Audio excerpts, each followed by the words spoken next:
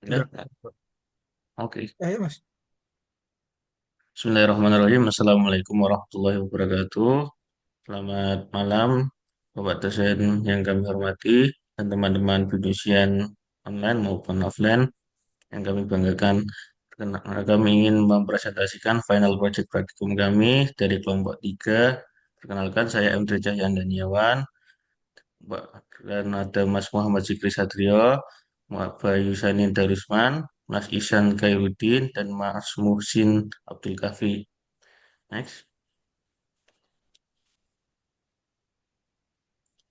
Kami akan mempresentasikan yang pertama pendahuluan, yang kedua forecasting, yang ketiga aggregate planning, yang keempat bill of material, yang kelima master production schedule, yang keenam material requirement planning, yang ketujuh load sizing, yang kedelapan inventory control subject to known demand, yang kesembilan operation scheduling, yang kesepuluh kesimpulan.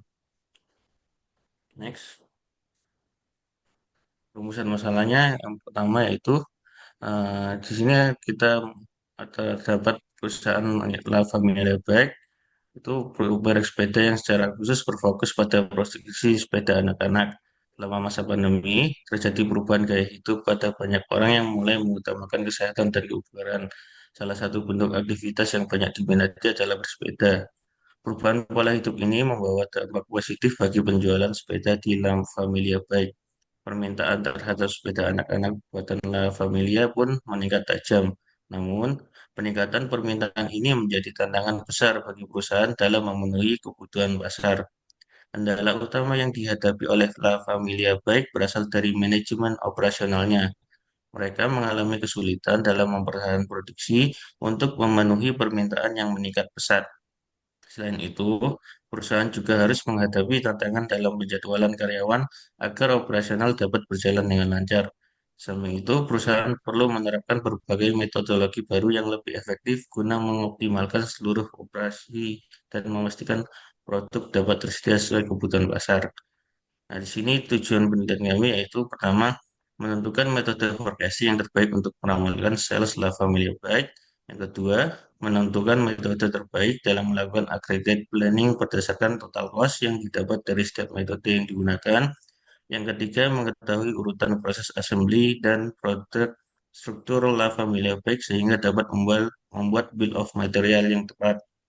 Yang keempat, mengetahui rencana produksi yang tepat dari master production scheduling yang dibuat.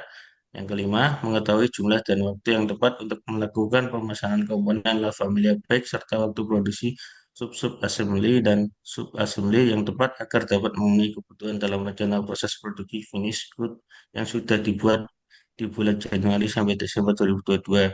Selanjutnya, menentukan metode load sizing terbaik berdasarkan total cost yang didapat. Yang ketujuh, mengetahui jumlah kanban yang dibutuhkan dan maksimum inventory untuk setiap part, sub-sub assembly, dan sub-assembly level family baik.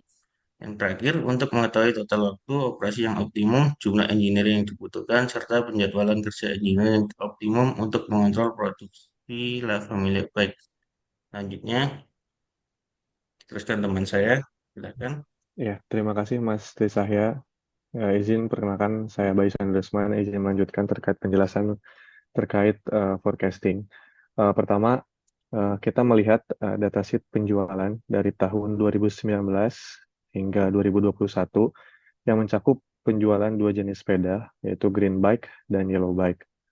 Nah, di sini kami melakukan peramalan menggunakan beberapa metode forecasting. Yang pertama ada time series decomposition, ada moving average, Holtz, dan Winters method. Nah, hasil analisis di sini menunjukkan bahwa metode dengan error paling kecil adalah di metode time series decomposition dengan nilai MAPI sebesar 4,5% dan MAD 3208,12. Yang mana ini menunjukkan bahwa metode ini memberikan hasil yang lebih akurat dibandingkan dengan metode lainnya dalam memprediksi penjualan di masa depan. Izin next, Mas. Kemudian di sini selanjutnya kita masuk ke perencanaan agregat atau agregat planning. Kami melakukan analisis berbagai faktor produksi, termasuk biaya produksi, biaya lembur, biaya penyimpanan, serta biaya rekrutmen dan pemberhentian pekerja. Nah, bisa kita lihat berdasarkan data jumlah hari kerja dan permintaan yang telah diprediksi, kami membandingkan beberapa strategi produksi. Di sini terdapat empat. Yang pertama ada zero inventory plan dengan total biaya 192,1 miliar. Yang kedua, constant workforce plan dengan total biaya 225,4 miliar. Kemudian yang ketiga ada overtime plus loss sales sebesar 207,4 miliar. Dan yang keempat ada overtime plus subkontrak sebesar 212,7 miliar. Nah, dari perbandingan ini, strategi yang paling tepat digunakan yaitu menggunakan zero inventory plan, yang mana merupakan opsi paling ekonomis untuk perusahaan. Is it next, Mas? Nah, selanjutnya masuk ke slide BOM atau Bill of Material. Nah, di sini kita melihat struktur BOM itu sendiri atau Bill of Material yang menunjukkan komponen-komponen penyusun dari produk yang sepeda itu. Nah, dalam tabel BOM ini terdapat beberapa daftar komponen seperti grip, basket, brake, tire, spokes, pedals, saddle, body, dan lainnya. Beserta pada kolom sebelahnya yaitu beserta jumlah yang dibutuhkan untuk setiap unit sepeda. Kami juga membuat berupa diagram assembly chart yang memvisualisasikan hubungan antara komponen dalam setiap proses produksi.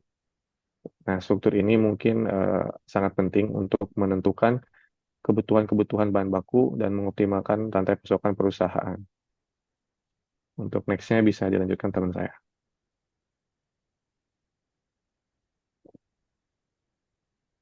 Terima kasih. Perkenalkan, nama saya Muhammad Zikri. Selanjutnya saya akan mempresentasikan MPS atau Master Production Schedule.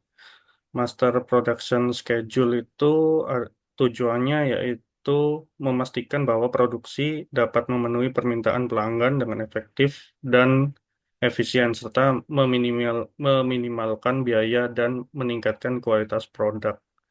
Di sini data yang dihasilkan adalah dalam satu tahun, tahun 2020, 2022, produksi dimulai pada Januari 2022 dengan target 48.379 unit sebagai dasar dalam merencanakan kebutuhan produksi setiap bulan.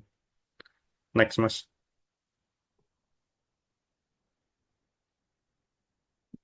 Kemudian ada MRP. MRP adalah Material Requirement Planning, yaitu adalah sebuah sistem perencanaan yang digunakan untuk mengatur dan mengkoordinasikan kebutuhan material dan komponen dalam proses produksi.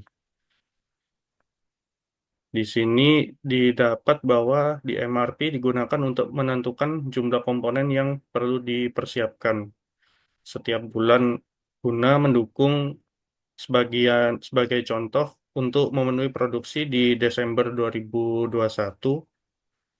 diperlukan produksi assembly 3 sebanyak 48.000 unit dan sub-assembly 3 sebanyak 96.400 unit pada November 2021.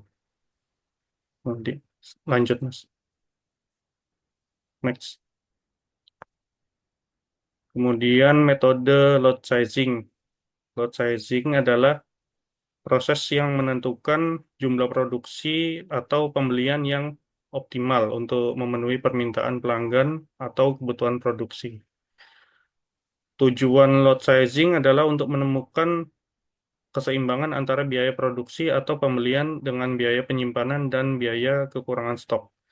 Dari empat metode yang digunakan, keempat metode menghasilkan total cost yang sama besar untuk semua part. Pengadaan barang lebih optimal untuk dilakukan setiap bulan atau 12 order horizon dalam setahunnya pada metode Wagner-Wittin. Hal ini karena metode Wagner-Wittin dapat memperlihatkan semua kemungkinan biaya secara langsung dan dapat menentukan kuantitas pemesanan yang optimal di setiap periodenya. Oke, next, Mas. Untuk selanjutnya disampaikan Mas Ihsan. Terima kasih, Mas. Ya, di sini kita bisa lihat untuk penjelasan inventory control subject to non-demand. Nah, di sini di tabel sebelah kiri, ini kita bisa melihat ada 5 work center ya. Work center 1, 2, 3, 4, dan 5. Nah, di sini kita bisa lihat jumlah container capacity, satuannya unit, dan lead time-nya. Di lead time ini ada process time, delay time, dan move time. Untuk tabel sebelah kanan ini adalah perhitungan metode Kanban untuk semua komponen La Familia baik ini. Di sini intinya yang kita bisa lihat adalah mm, dari cars or container atau bisa disingkat K, terus unit per Kanban card, sama maksimum inventory yang satuannya units. Next, Mas. Nah, ini operation scheduling. Operation scheduling ini kita menggunakan metode Campbell, metode Dudek, dan Smith algorithm. Untuk penjelasan ini mungkin kita cuma bisa memperlihatkan ada 3 step, tapi sebenarnya ada banyak. Eh, di sini kita bisa ngelihat eh, pekerjaannya ada apa saja, sama solusi optimalnya seperti apa. Next, Mas. Nah, ini analisa yang kita gunakan menggunakan software Ringo. Ini tujuannya untuk menyelesaikan masalah operator scheduling, didapatkan objective value sebesar 85 yang menunjukkan jumlah operator yang dibutuhkan dalam 1 minggu.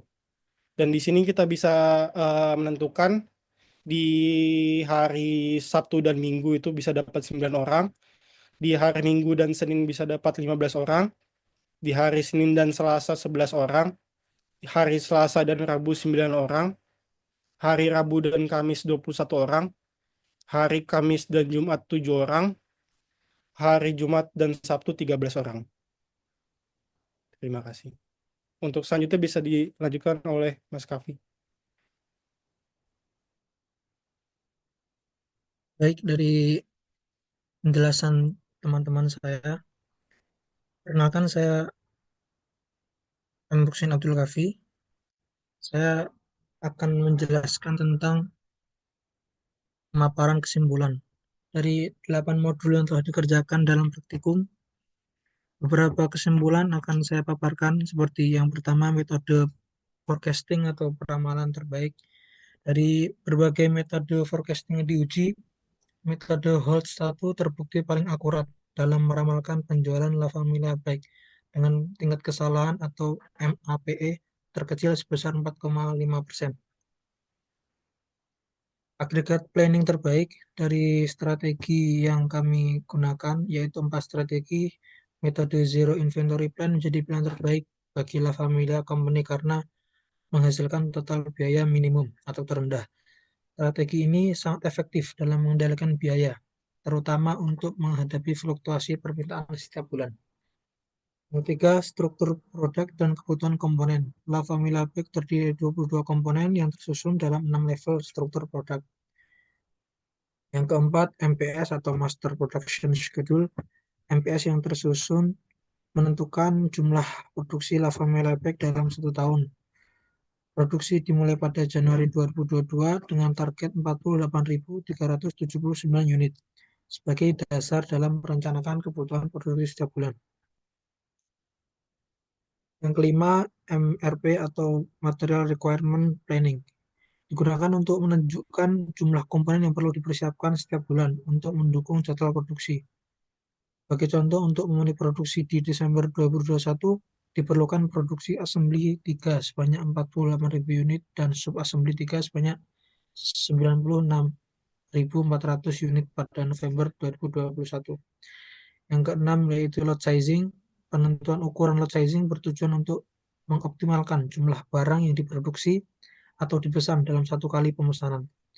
Dari 4 metode yang dibahas, semuanya menghasilkan total biaya yang sama. Namun, metode Wagner-Wittin menunjukkan bahwa pengadaan barang paling optimal dilakukan setiap bulan dengan 12 kali pemesanan dalam setahun. Yang ketujuh yaitu implementasi Kanban. Penggunaan sistem Kanban membantu operator dalam proses produksi dengan memberikan instruksi kerja serta panduan dalam persiapan komponen. Komponen kritis yang perlu mendapat perhatian khusus adalah spokes, karena setiap unit sepeda memerlukan 30 piece spokes. Yang terakhir yaitu optimasi waktu operasi dan kebutuhan tenaga kerja. Waktu operasi mesin yang paling efisien adalah 38 menit untuk memastikan proses produksi berjalan optimal. Jumlah tenaga teknik yang dibutuhkan adalah 85 orang dengan jadwal kerja 5 hari seminggu. Total biaya gaji yang dikeluarkan pada tahun 2022 mencapai 2.143.502.163. Terima kasih, sekian dari presentasi dari kelompok kami. Mohon maaf apabila ada kekurangan ataupun kesalahan dari kelompok kami. Terima kasih. Wassalamualaikum warahmatullahi wabarakatuh.